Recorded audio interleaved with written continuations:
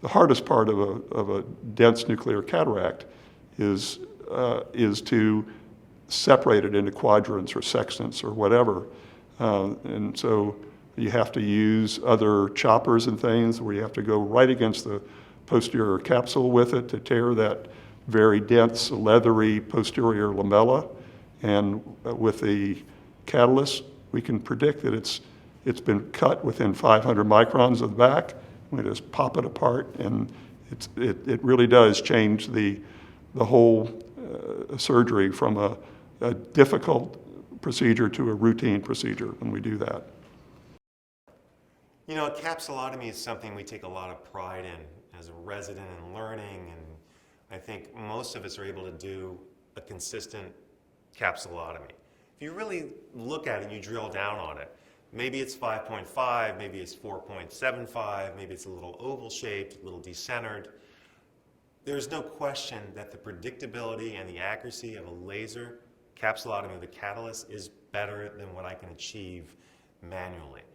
And it's almost an ego thing. You know, I mean, when I first started, I was like, oh, I can do a capsulotomy. I'm an excellent surgeon. But it's really not about that. It's about laser precision and what's best for the patient and the outcomes with a premium IOL.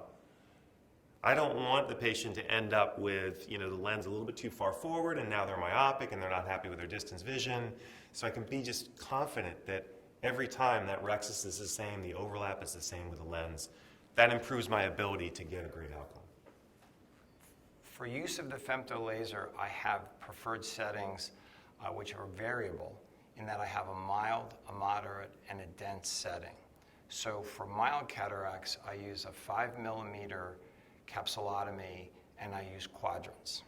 For patients that have a moderate cataract, I use a 5mm capsulotomy and I use quadrants with 500 micron cubes. For patients that have dense cataracts, I use a 5.2 capsulotomy. For patients that have dense cataracts, I use a 5.2 capsulotomy and 300 micron cubes. I also changed my posterior cushion from 500 microns to 700 microns on the dense cataracts.